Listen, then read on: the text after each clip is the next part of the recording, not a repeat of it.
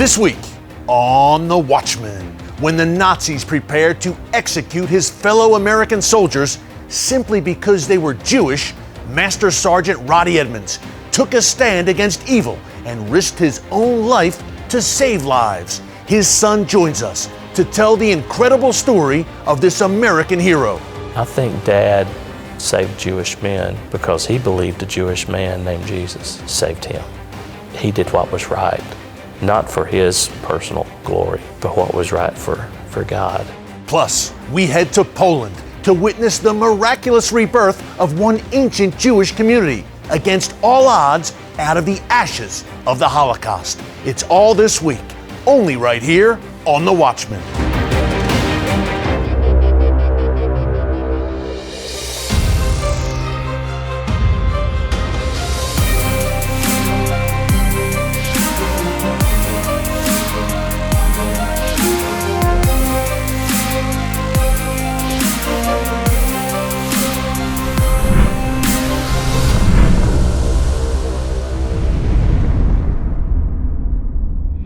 And welcome to The Watchman. It's the world's oldest and most irrational hatred, and it's on the rise once again, including right here in the United States. From the Middle East to Europe to New York City, anti-Semitism is spreading like a cancer around the globe. Now, America has always been a safe haven for the Jewish people, but there are disturbing signs that things may be changing. In October 2018, we saw the deadliest anti-Semitic attack in U.S. history when 11 Jews were murdered at a synagogue in Pittsburgh. This was followed by another murderous rampage at a synagogue near San Diego a few months later.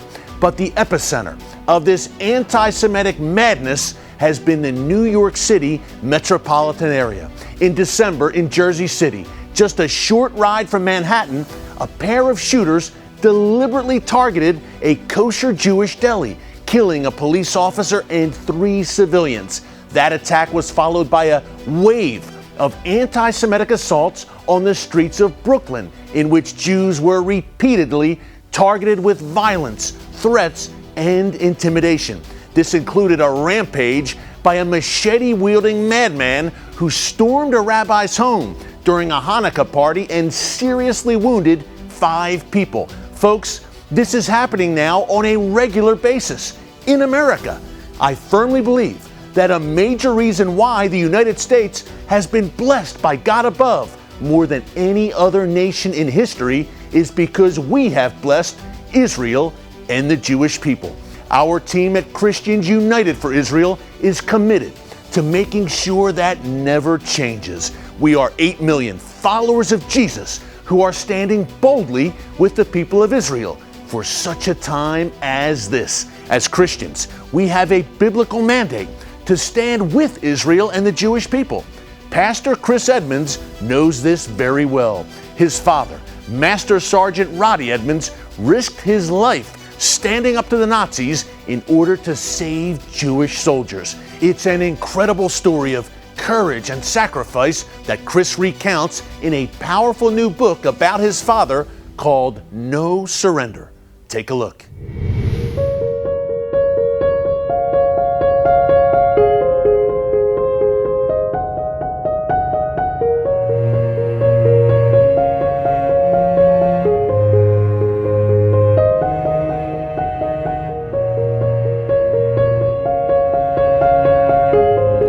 My father, Roddy Edmonds, was born in Knoxville, Tennessee in 1919, and he grew up just a normal kid, but he didn't have a lot of stuff growing up.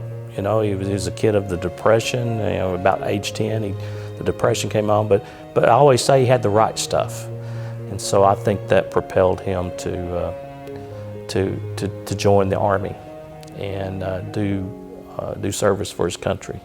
Within 2 years of him joining, he becomes a Master Sergeant. About October 44 is when they were prepared and ready to go over to the European theater. And so they leave New York Harbor and head over.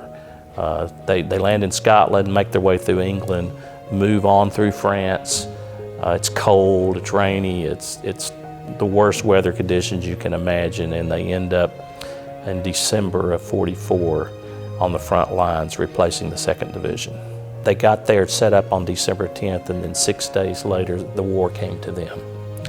The Germans, led by Hitler's grand scheme to take Antwerp, they overran the Allied forces, the Americans, because the Americans were just thinly spread across that Chêne-Eiffel ridge.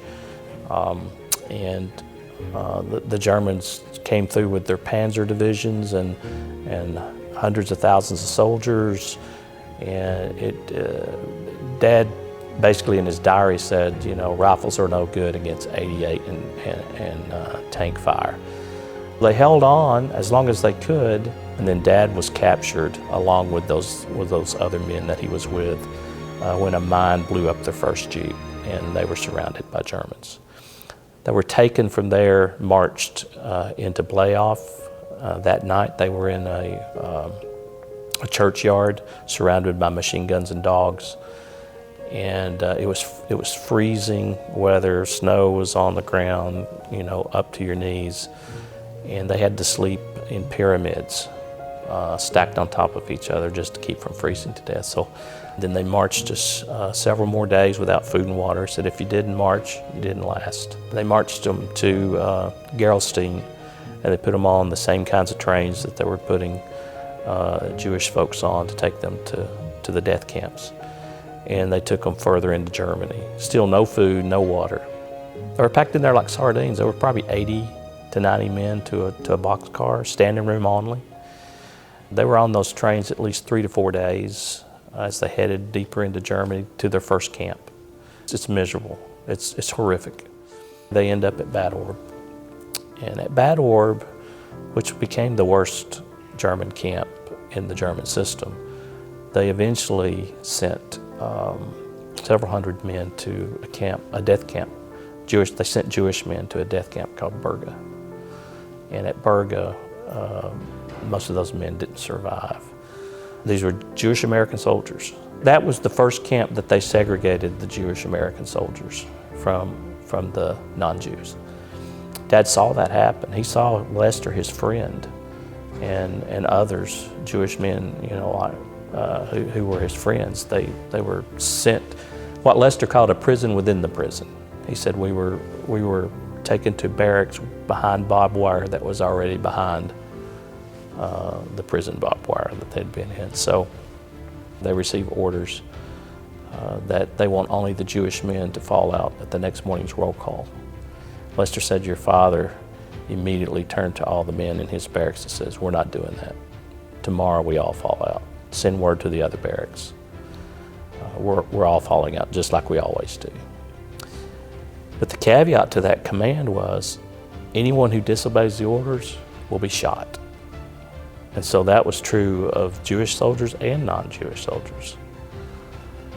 The next morning, it's not the commandant that appears to get the Jewish men. It's a major. It's a major from high command. His name's Ziegman. He marches over. He can't believe his eyes. He's just standing before him.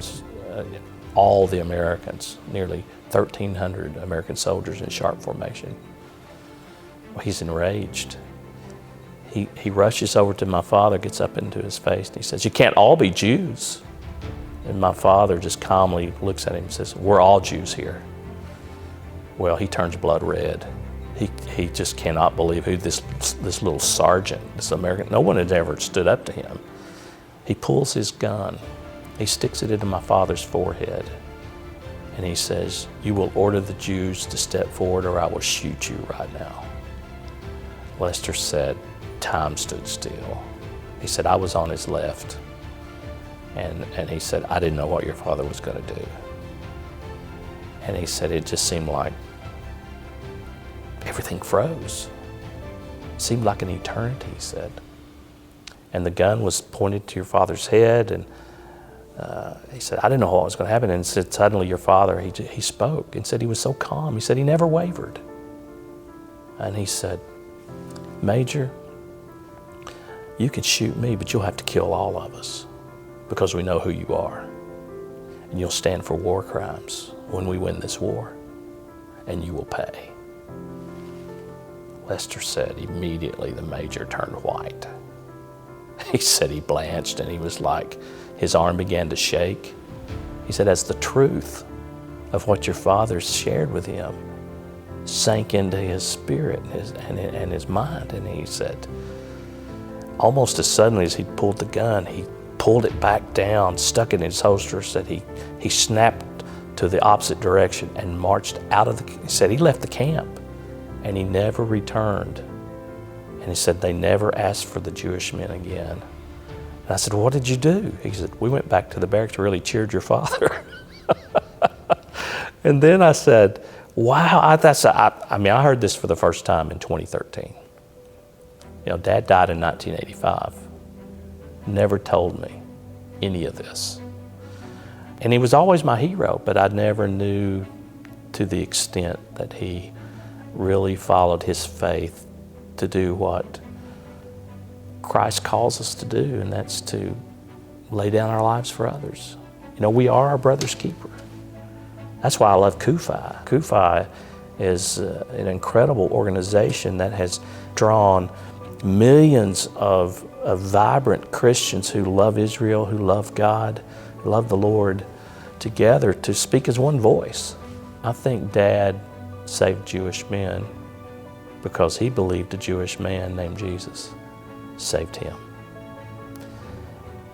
And he did what was right, not for his personal glory, but what was right for God.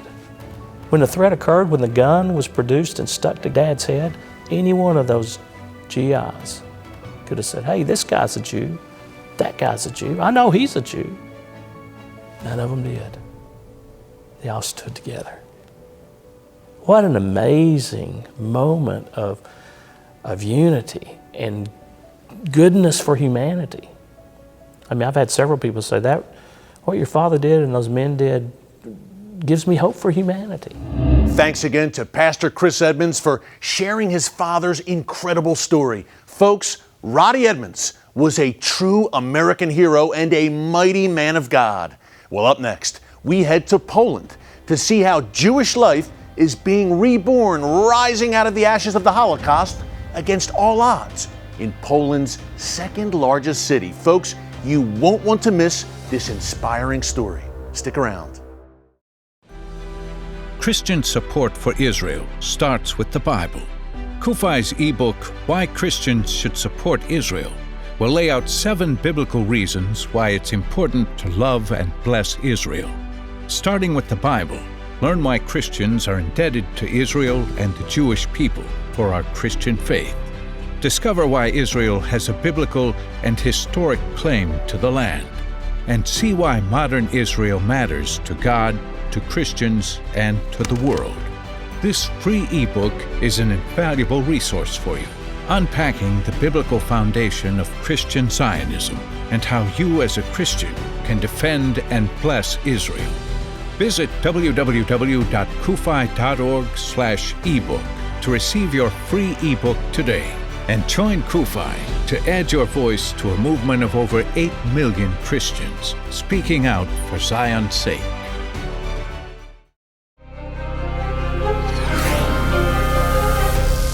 And welcome back. You might know it as Krakow, but locals call it Kraków. It's Poland's second largest city, and for 800 years, it was home to a thriving Jewish community. That is, until the Nazis arrived and everything changed. We recently walked the streets of this beautiful and historic Polish city to learn about its Jewish community's unlikely story of triumph, tragedy, and rebirth.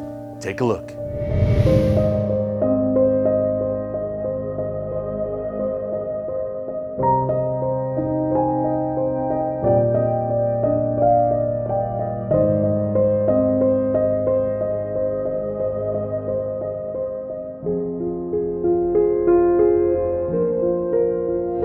So this is the Jewish quarter of Kraków, Gregory.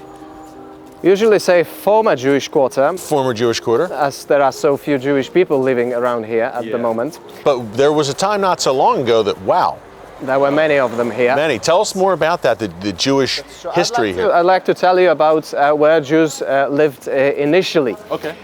Because we are in Kazimierz, as I mentioned before, which is not the historic part of Kraków, but it used to be a separate city. First, Jews settled in what is now the Old Town. When, we don't know exactly, but city holds records that in 1300s, Jewish community was well organized, having 2 synagogues, Jewish ritual bath, a slaughterhouse, and numerous population. You said the 1300s. 1300, that's the record. Wow. But prior to World War II, about 45,000 Jewish people lived in Kazimierz, already district of Kraków.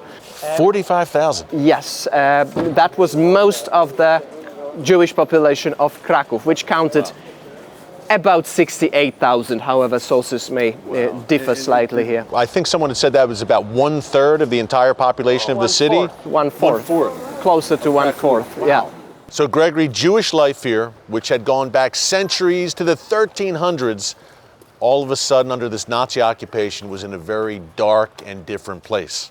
Especially after Nazi Germans had declared Kraków the capital of so-called general government, which was the name of the puppet country steered by the Nazis. So this city was central to the Nazis' plans, long-term plans. It was a communication hub, big industrial city. For instance, troops going to the Eastern Front went through the city of Kraków. So the railway station was, for instance, modernized.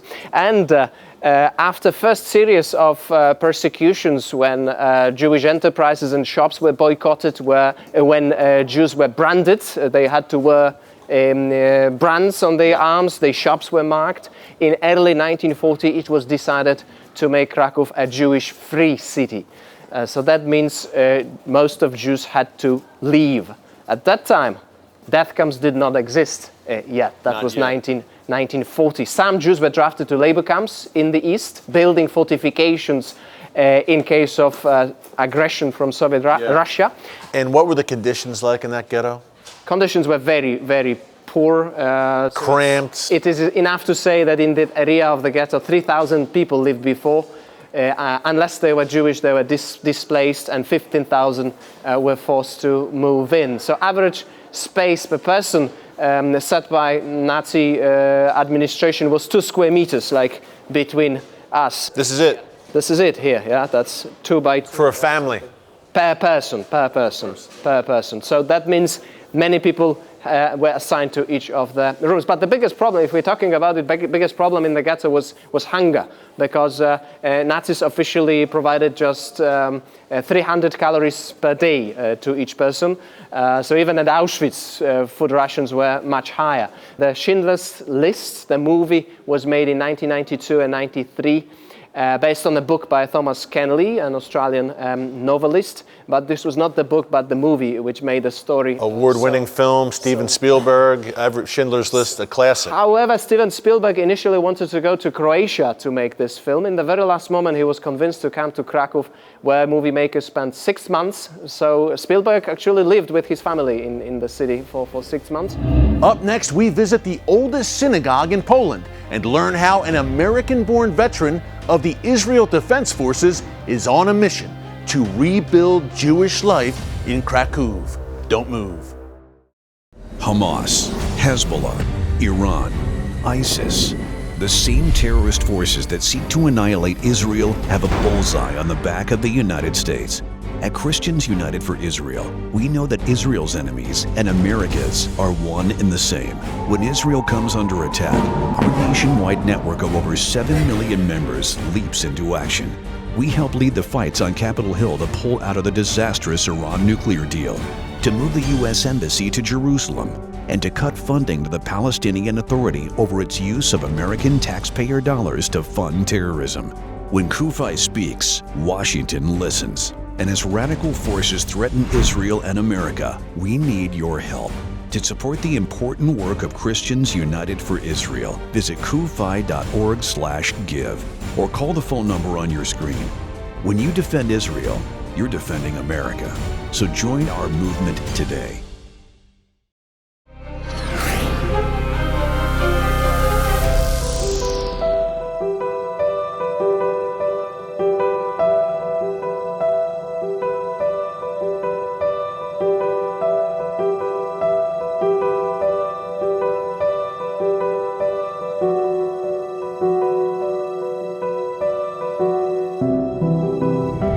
So Gregory, look, Jewish life really vanished under Nazi Germany, under the Soviet rule, and it's coming back a bit today, not what it was, but the memory remains. And I can't think of a better place to show that memory of the incredible history of the Jewish community here in Kraków than what may be the oldest synagogue in all of Poland. Tell us about this place. The date 1407 was found inside. It is carved on one of the stones. Initially built in Gothic style, affected by a fire, recreated in Renaissance style. Italian architect who was doing that job was feeling very respectful to the builders of the initial synagogue. So there are still Gothic features found inside. Nazi troops destroyed synagogue on purpose. It remained a ruin until 1950s when city decided to recreate it. It was recreated, restored, and eventually was adapted to be a museum of the Jewish heritage.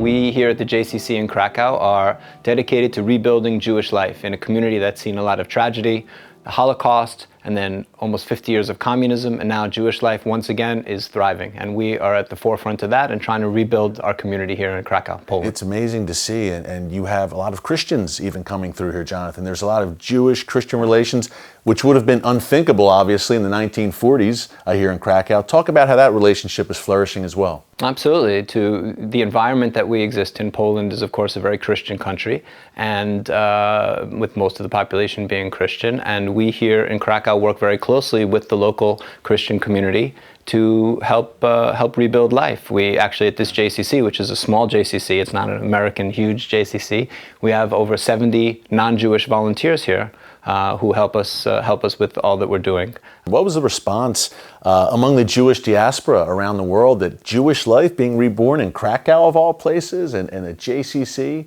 starting up had to be a pretty enthusiastic response from people, considering the symbolism of this city and what happened here during World War II. Yeah, absolutely. We find that now the response is overwhelming. We raise most of our budget overseas to be able to do what we're doing here, which is taking care of Holocaust survivors. We have 60 Holocaust survivors here in the building.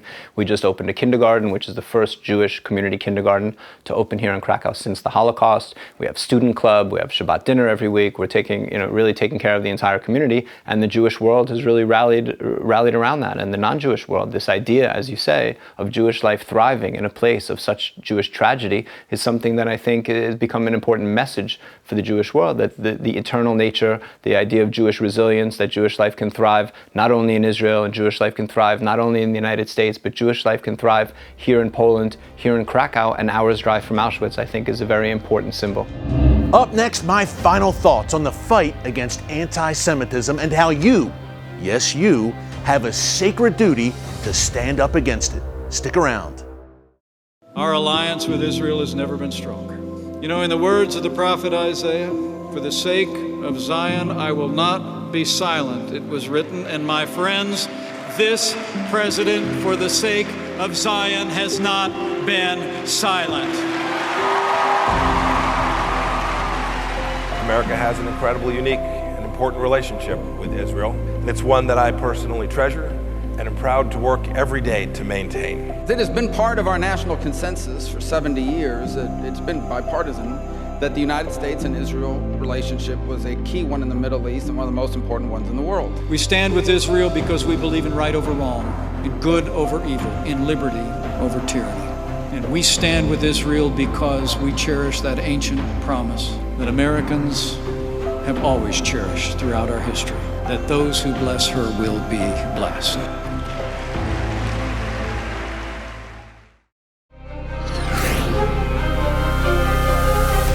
And welcome back.